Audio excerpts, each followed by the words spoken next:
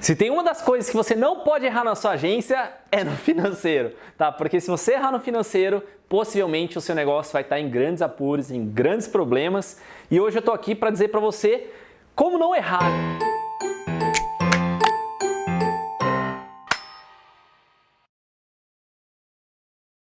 Eu diria que assim, você tem o potencial de errar, e vou colocar aqui dentro da esfera do financeiro, você tem o potencial de errar no financeiro da sua agência por duas linhas específicas, né? Seja a primeira por ignorância, ou seja, você não sabe, e não é nada de errado, a palavra ignorância basicamente no sentido de você não conhece, e por isso que você faz, por isso que você comete o erro, ou então por negligência, então você sabe, mas mesmo assim você acaba caindo naquele erro. Então eu prefiro 1000 vezes errar por ignorância, aprender para não errar mais, do que errar por negligência. Então você sabe que vai ter um problema, você vai mesmo assim. Então a partir desse vídeo você está assinando um termo aqui embaixo, tem um termo que tudo que você ouvir aqui no vídeo, se você praticar depois desse vídeo, você vai estar fazendo por negligência e não mais por ignorância. Então a ideia mesmo é compartilhar o que você não errar, e são coisas que eu errei e vou citar alguns dos exemplos para você saber no dia a dia, né, o que você não deve fazer. Então talvez o primeiro aí, itemzinho aí que eu colocaria, que você não deve errar no financeiro, é que você não pode trabalhar com budget ou orçamento ou conta bancária flutuante sem qualquer tipo de previsão ou sem qualquer tipo de reserva. Então você precisa fazer reserva de grana para coisas como a bomba nuclear de todo empresário, que é o 13º salário. Ou seja, chega no final do ano, não sei se você sabe, mas a partir desse momento você está sabendo, você tem que pagar um 13º salário para todos os seus colaboradores, isso sem falar sobre férias, mas também vai ter um imposto atrelado ao 13º que você acaba pagando, tem o FGTS, tem, enfim, diversas coisas que você vai pagar porque você está pagando também o 13º salário dos seus colaboradores. Então é importante que você trabalhe o ano inteiro sabendo que você tem que guardar dinheiro para lá, porque os seus clientes vão te pagar normalmente, tá? Normalmente 12 parcelas, né? Se você tiver um contrato normal de empresas normais, você divide ali um valor mensal e ponto final. Ele não vai te pagar um 13º, né? Uma 13ª mensalidade, porque normalmente você distribuiu esse valor já dentro das 12 mensalidades que você tem no ano. Então, guarda dinheiro para 13º, para férias, coloquei aqui também férias. Então, as pessoas do seu time, né, elas vão, se você contratar elas via CLT, que é no meu modo de ver o jeito correto de você fazer a contratação, você tem que prover para elas, depois de um ano, elas podem tirar 30 dias de férias, né? E aí isso envolve também um pagamento de um valor financeiro, um montante financeiro, 1/3 do salário dela você tem que pagar em cima de férias, mas também tem impostos em cima dela. E também você tem que guardar dinheiro para momentos de rescisões. Eu não sei se tem um S antes ou não, mas a gente está verificando no Google. Tem um S. Se porventura você tiver que desligar alguém, por exemplo, você perdeu um job, você perdeu um trabalho, você precisa desligar uma pessoa, não é uma questão de você gosta ou não gosta do trabalho da pessoa, você não tem como pagar ela pro resto do ano, mas você vai ter que fazer a rescisão, você tem uma multa atrelada a mandar alguém embora, tá? Então você tem que guardar dinheiro, você tem que fazer o provisionamento, a gente chama tudo isso aqui de provisionamento, de 13º, férias e rescisões, ou seja, deixar um dinheirinho guardado ali, né? É uma grana que você não pode mexer. Se porventura você não deixar isso guardado, você vai ter uma dor de cabeça. E a história, né? Uma das primeiras histórias, e por que eu lembrei dessa história da reserva, é que o meu primeiro ano eu não guardei dinheiro pro 13º. Eu cheguei lá, andei o ano inteiro, né? E faltando um pouco mais de um mês, né? Mais ou menos um mês, eu fiquei sabendo que eu teria que pagar o 13º, não tinha dinheiro em caixa. Por sorte, aí eu vou colocar como sorte, um cliente resolveu pagar à vista, né? Um trabalho de um ano inteiro, e porque tinha esse budget sobrando, esse orçamento que ele precisava gastar, porque senão ele ia perder para o ano seguinte, e me salvou. Foi a primeira vez que eu falei assim, poxa, por ignorância, tecnicamente eu deveria saber, né? Mas por ignorância eu não sabia do 13º, e aí eu fui salvo, mas nos anos seguintes eu comecei a fazer um provisionamento do 13º. Então a gente vai guardando grana dentro da nossa visão financeira para poder pagar 13º, férias, rescisões. Isso sem falar sobre, né? Aqui a gente falou reserva de grana com relação a time, pessoas, né? Agora você vai para uma linha de reservas de emergência. Coisas, por exemplo, imprevistos como alagamento, incêndio, se o computador quebra porventura, cara, o computador queimou, sei lá, deu um pico de energia, o computador queimou. Como é que você traz um novo computador, né? Ah, sei lá, eu precisei me mudar. Ou, por exemplo, o proprietário que está alugando aqui pra gente fala pra gente, olha, daqui 30 dias eu quero que vocês saiam. Então eu vou ter que despender uma grana para achar um novo lugar, reformar esse lugar, mudar, porque tem que pagar para alguém levar todos os móveis, né? Montar todo o cabeamento, levar a internet para aquele lugar, possivelmente vou ter alguma rescisão de contrato com algum prestador de serviço que hoje está aqui e não pode ir para o próximo lugar. Então eu tenho que ter a reserva de emergência para se algo acontecer. Obviamente você vai falar, mas eu posso ter um seguro incêndio, seguro alagamento, mas até você receber a grana, você vai precisar de um dinheiro para poder agir ali no dia a dia, né? E a gente teve alguns alagamentos na história da Mestre, que graças a Deus não afetou os equipamentos, né, num modo grave, mas a gente precisou de uma grana que estava ali um pouquinho guardadinha no caixa para fazer operações simples de limpeza, de tratamento, né, de sucção de água, pintura e etc, né? Tiveram alguns ali que a gente teve que desembolsar para depois ser ressarcido de volta. Alguns com equipamento também a gente teve que pagar para depois ser ressarcido, mas enfim, no cenário geral, é essa a visão que a gente tem aqui sobre reserva de emergência. Então é bom guardar uma grana. Ricota, quanto que eu tenho que guardar de reserva de emergência? Eu acredito que o que você pode fazer é olhar muito os seus ativos, né? Então quanto custaria para você talvez transferir todo o equipamento que você tem para outro lugar. Vê quanto custa um transporte, possivelmente R$2.000. Os cara vai fazer, não sei, na sua cidade, vai fazer todo o transporte e tudo para você. Ou, sei lá, você tem 10 máquinas, se você tivesse que repor 2 máquinas do dia para a noite, você poderia ter essa grana guardada, possivelmente uns R$8.000, né, de computador para você poder pedir. Então eu colocaria mais ou menos essa visão de você olhar o que você tem de ativo e o que você precisaria repor. Ah, beleza, tinta, essas coisas são coisas baratas, mas se você tiver um fundo de reserva, sei lá, de R$10.000, você já está bem tranquilo para uma operação pequena. Para uma operação grande como a nossa, possivelmente a gente tem que ter uma grana um pouquinho mais proporcional ao quanto que a gente tem de ativo. Outro item, talvez essa aqui eu nunca errei, porque essa aqui eu aprendi bem antes de ter agência, que é nunca misture a sua grana do pessoal do negócio. Ou seja, cara, eu já cansei de ver donos de agência, donos de negócio em geral, que fazem o caixa da empresa o seu próprio caixa pessoal. Paga conta de energia pessoal dentro do caixa da empresa, paga o cartão de crédito pessoal na conta da empresa. E o engraçado é que quando eu montei a minha empresa, a própria contabilidade falou isso lá em 2008, falou assim, olha, tudo que você puder gastar de pessoal na empresa é melhor para você poder mostrar a movimentação na empresa. Então a gente aprende do jeito errado, né? Óbvio que vão ter alguns contadores que estão me assistindo e falar, Fábio, isso é um absurdo, né? A pessoa orientou errado, sim, mas é a orientação que eu recebi lá no início para você ver como é que estraga, né, toda a sua jornada, toda a sua construção. E eu sempre achei melhor não misturar. Eu sempre achei melhor chegar e falar para as pessoas, né, e dentro da minha organização, falar, é mais fácil eu tirar como salário e eu pagar as minhas contas para deixar tudo limpinho, organizado, do que eu sair misturando tudo. Essa é uma visão muito clara. Os cuidados aqui são muito atrelados como é que você vai declarar isso ao longo do tempo.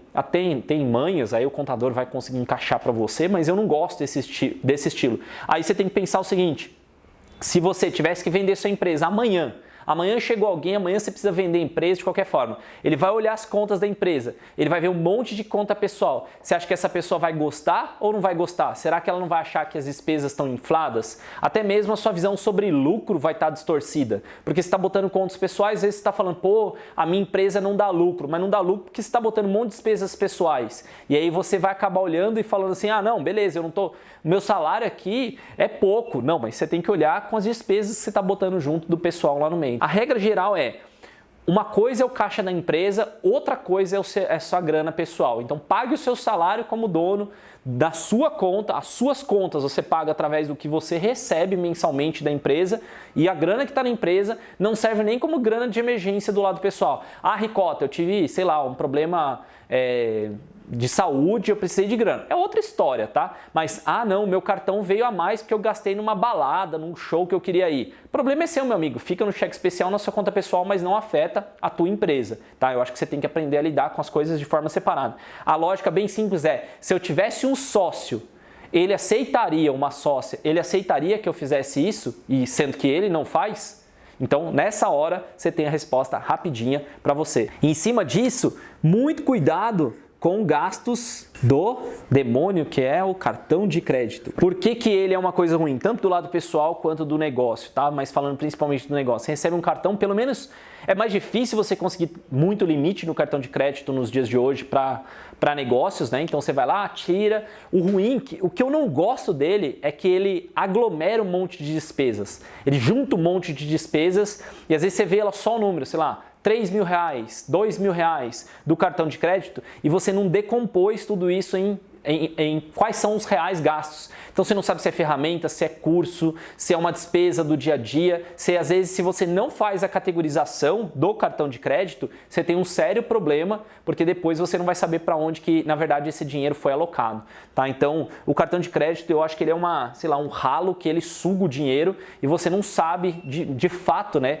o que está colocado ali dentro e às vezes você assume uma dívida, ou seja, pega um parcelamento longo, né, para você pagar alguma coisa e você não contabiliza no seu futuro da empresa, está olhando só a mensalidade. Tem que tomar bastante cuidado com o cartão, porque principalmente no início ele pode ser um grande vilão da empresa, mas eu usei bastante o cartão e você pode às vezes procurar cartões com taxas de juros menores, mas também você pode recorrer ao governo na linha do BNDES, que você consegue ter o cartão do BNDES que te dá taxas de juros muito mais baratas. Apesar de que no início eu tentei conseguir via BNDES um financiamento para comprar máquina, hoje eu não iria para essa linha, eu iria para uma linha de aluguel, que é uma linha que é muito mais fácil, eu não preciso me endividar para ter computador na minha agência. Então, basicamente, espaço, como era antigamente, que eu tinha que alugar um lugar ou equipamento, você pode conseguir o espaço através de um coworking e o equipamento você pode conseguir através de aluguel. Então não é um grande problema a ser resolvido. Hoje dificilmente você precisa se endividar através do cartão de crédito. Quando eu falo endividar não é uma coisa ruim, é simplesmente você criar um parcelamento dentro do cartão de crédito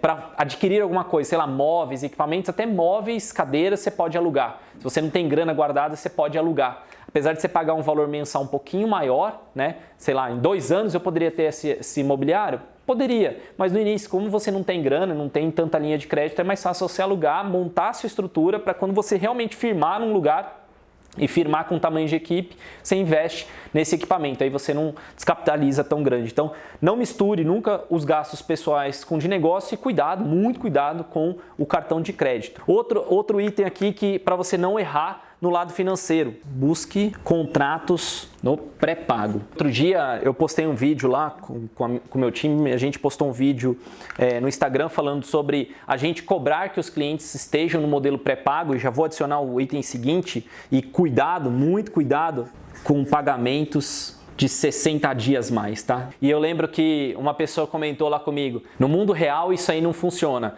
Aí eu comentei para ele, no seu mundo real talvez não funcione, no meu mundo real eu fiz funcionar, né? Porque a lógica é bem simples, se você recebe antes de trabalhar, é bom para o seu fluxo de caixa. E você tem que entender que como agência, e lembrar que você é uma agência, você precisa dessa grana, né? Para ter o time, ter o fluxo de caixa, os pagamentos, mas a pessoa que está contratando você, ela está fazendo um investimento. Ela não está simplesmente fazendo um reparo. Ela está fazendo um investimento. Por quê? Porque ela vai contratar uma agência para desenvolver algum site, software, app, marketing digital, alguma coisa que ele vai ganhar em cima de. E não é proporcional ao quanto ele está investindo. Então, normalmente ele vai pôr lá, sei lá, R$50 mil no ano, mas ele vai ganhar 2 milhões. Estou colocando aqui bem no geral, tá? 50 mil, 100 mil no ano, ele vai ganhar 2 milhões. Um chute bem alto, mas é mais ou menos isso.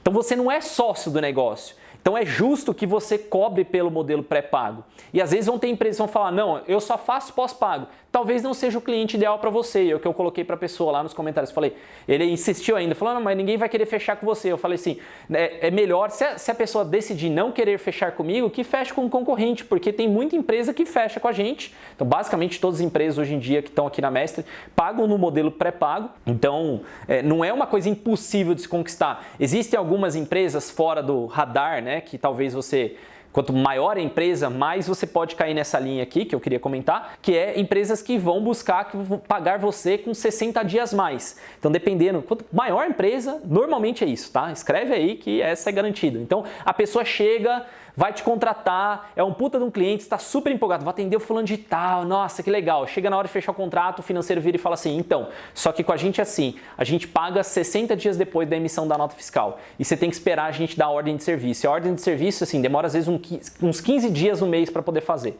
Você vai receber com 75 dias depois da emissão da nota fiscal, ou seja, depois de você recolher todos os tributos, você vai esperar 75 dias, vai estar pagando a sua equipe já alguns meses para poder receber o primeiro pagamento. Então isso aqui ferra totalmente com o seu fluxo de caixa. Então para não errar no financeiro da agência, é não ferrar com o seu fluxo de caixa. Tem assim, praticamente todos os seus projetos no modelo pré-pago. Às vezes você vai ter que negar clientes como esse, porque seu fluxo de caixa não vai aguentar. Então se você tiver um fluxo de caixa bom, forte, às vezes dá para você pegar esses projetos, não estou falando que não dá, às vezes dá porque o fluxo de caixa aguenta, mas porque você também implantou o modelo pré-pago, você recebe antes de trabalhar. E se o cara não está disposto de fazer o investimento antes, né, para poder ter o resultado, é igual ir na academia. Ah, eu só vou na academia se eu, né, só vou pagar a academia se eu perder peso. Não é assim. Ou só vou na academia se eu entrar em forma. Não é assim. Você paga, você usa a academia. É um pay-per-use. Você paga e usa. Paga e usa. É a mesma coisa na agência. Você paga, a agência produz os entregáveis que você deseja para atingir os seus objetivos. É dessa forma. É a lógica mais simples que tem. E não, olha, você presta esse serviço para mim, se der certo e eu faturar meus 2 milhões, eu pago seus 50 mil. Eu não sou seu sócio. Eu não estou recebendo divisão de lucro para ser esse modelo. Então, muito cuidado, porque isso é uma das coisas que eu vejo as pessoas mais errarem. Outro item que eu acho importante, que eu vou colocar aqui rapidinho, como item 5 aqui, é converse sempre com o contador. Como assim, Ricoto? O que eu tenho que conversar com o meu contador? Olha bem se você está dentro da tributação correta. Porque eu já vi muita agência, às vezes, estar enquadrada numa tributação que não é a correta mesmo, né, dentro da lei para ela. Então, às vezes, o contador te encaixou devido ao código que você colocou na sua empresa, né, o CNAE, ele te encaixou em um determinado modelo, né, ou ainda mudou do simples, né, quando teve uma saída recente, por exemplo, quem estava em marketing direto não pode ser MEI. Então, muitos freelancers que estavam no código de marketing direto, eles foram ejetados para o Simples Nacional e não fizeram essa troca. Então, você precisa falar com o seu contador, porque possivelmente essa tributação é um pouco maior. Tem gente que às vezes está saindo do Simples Nacional e não sabe se vai para o lucro real ou lucro presumido. Então, você precisa falar com o seu contador, porque senão você vai ter uma carga tributária muito maior. E aí você pode estar economizando uns 30, 40 mil reais no ano, que já é praticamente uma parte do fundo de reserva para o 13º. Então, essa escolha tributária também é importante que você faça. E no geral, gente, não esqueça de fazer uma palavrinha aqui do início, que eu citei para vocês, que é o planejamento. Planejamento.